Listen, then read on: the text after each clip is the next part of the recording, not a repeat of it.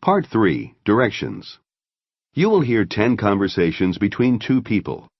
For each conversation, read the 3 questions and the 4 answer choices that follow each question. Select the most appropriate answer. Mark your answer by clicking A, B, C, or D. You will hear each conversation only once. Questions 41 through 43 refer to the following conversation. There's an item on your expense account claim form that I don't understand. This one, it's for what you call an essential item? Yes, that's right. That's for a suitcase I bought for the trade fair in September. I had so many handouts and brochures for my presentation, I couldn't fit them all in the bag we normally use, so I needed another one. I see. Well, I have a list of what the company considers essential items. Things like safety helmets and high-visibility jackets are on the list, but a new suitcase is not. I'm afraid I can't accept it. 41. What is the problem? 42. Why does the man say he needed another bag?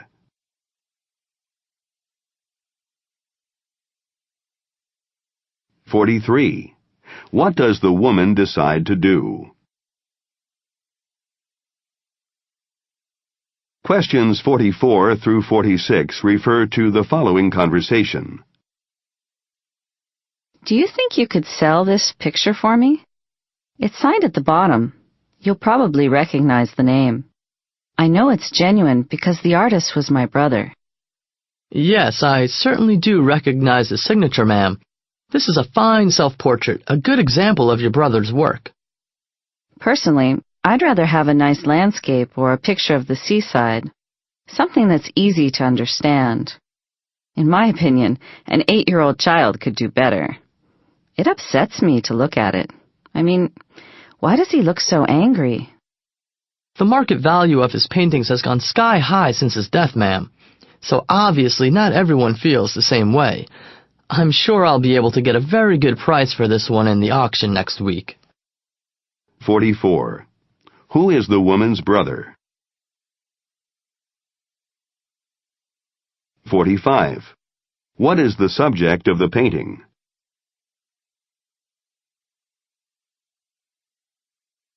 46. Why does the woman want to sell the painting?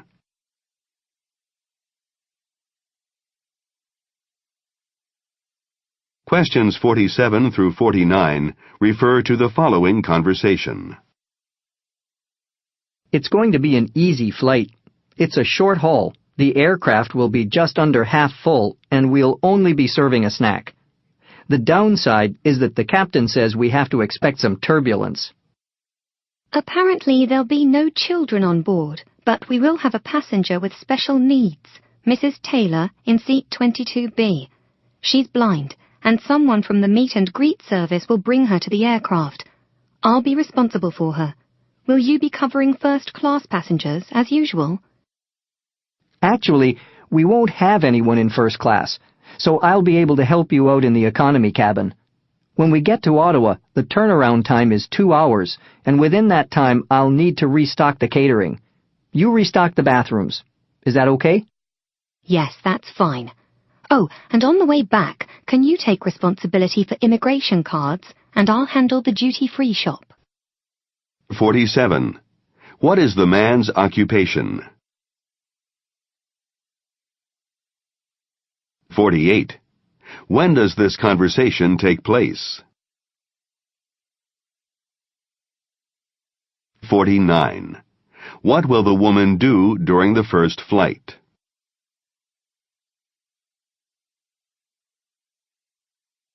Questions 50 through 52 refer to the following conversation. I want a desk here by the window and some nice plants. And what about the color scheme? Do you have any strong preferences?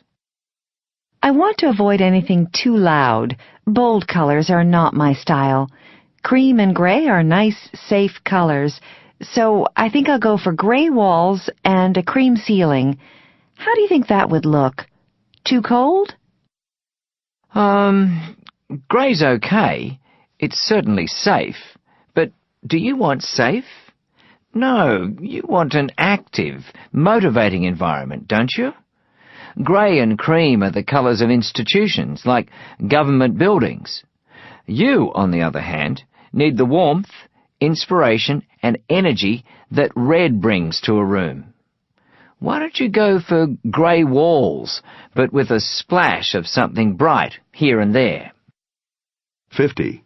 What are the speakers discussing? 51. What does the woman want to avoid?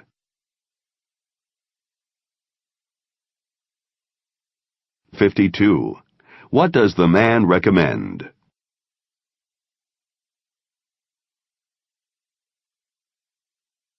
Questions 53 through 55 refer to the following conversation. What's the matter? You look like you've heard some bad news. Oh, that's right. Now I remember. You get the decision from the promotion board today, don't you? Has it come? Yes, I got an email this morning, but it's not what I expected. I knew already that I had made a complete mess of the presentation, but I did think that the interview had gone well. Obviously, I was wrong because I failed the whole thing. It's a very tough selection process, but they do it every year, and you can try again if you really want a managerial position. Next time you can be better prepared. You know, I don't really care anymore. I'm not sure I want a high-powered job. There are advantages to being at this level. There's no pressure, and when I go home I can just switch off from work. Maybe it's not such bad news after all. 53. What news did the man receive?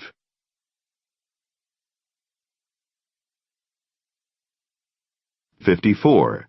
What does the woman advise the man to do?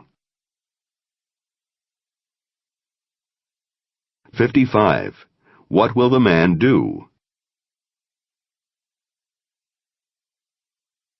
Questions 56 through 58 refer to the following conversation. 2 days ago I received this letter asking me to make an appointment to see you. But I don't know why, and it's been worrying me a lot. I guess you have the result of the blood tests I had a month ago. Is it bad news? No. Your blood tests were all fine, and there's absolutely nothing to worry about. I don't understand this either. Let me look at the letter. Here it is. So you're saying there's been a mistake and there's nothing wrong? What a relief. Aha, now I see. This letter's not actually for you.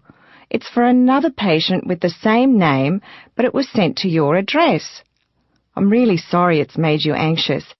It's an error in our database. I'll change it right away. 56.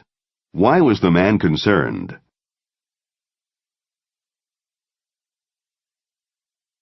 57. What mistake has been made?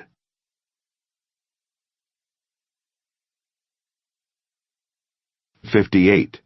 What will the woman do next?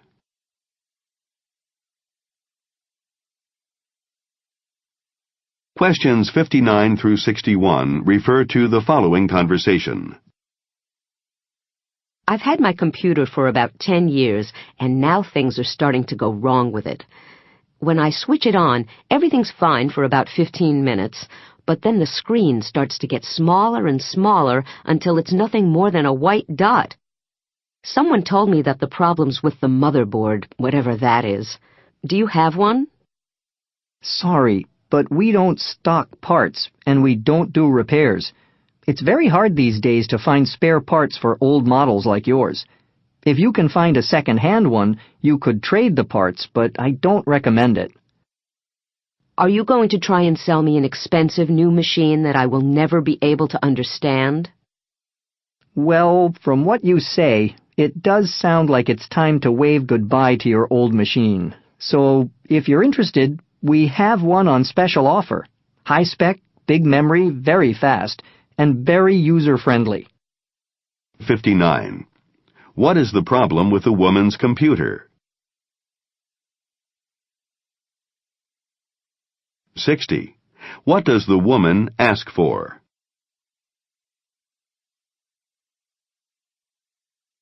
(61) What does the man recommend the woman do? Questions 62 through 64 refer to the following conversation. I hope you've enjoyed your stay with us. Has everything been to your satisfaction? I have no complaints at all, thank you.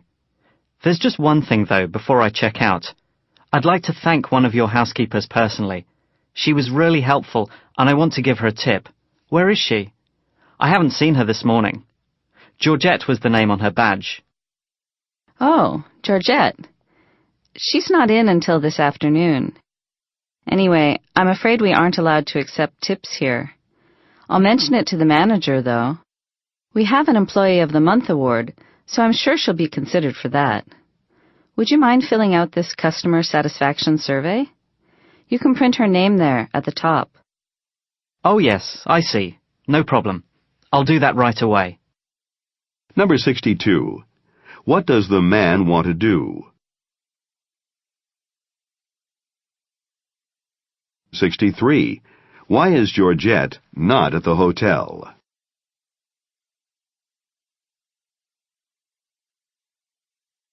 64. What does the woman ask the man to do?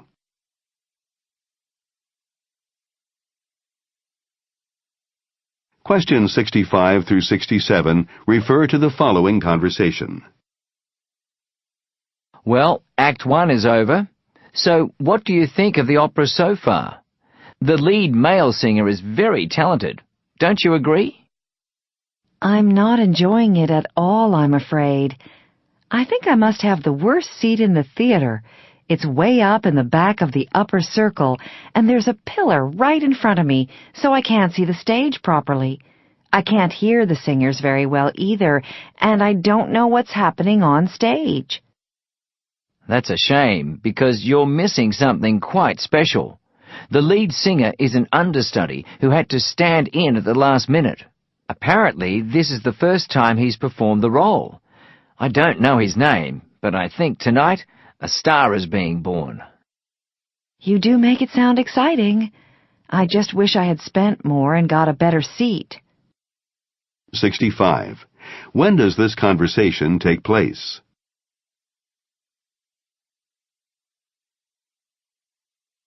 66. Why isn't the woman enjoying the opera?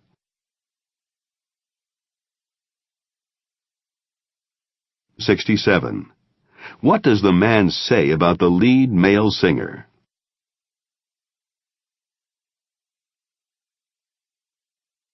Questions 68 through 70 refer to the following conversation. Hello, I'd like to send these letters and also change $1,000 into yen. Can you check today's exchange rate first, please? Sure. I'll just weigh this for you first. That'll be $15.60. Okay, now let me see about your dollars. It's been dropping steadily for the past 3 weeks, you know. Today let me see, it's 78 yen. Oh, that's very low. Perhaps I'll leave it. I'm not flying for a couple of weeks, so I don't need to change any money yet. I think I'll come back another day when the exchange rate is better. That may be the best thing to do. We have the best rates in town, so there's no point trying someplace else. They say it should maybe start going up again, but you can never really be sure about the money markets, though.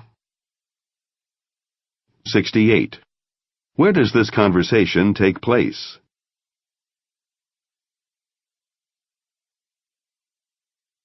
69. What does the man want to do?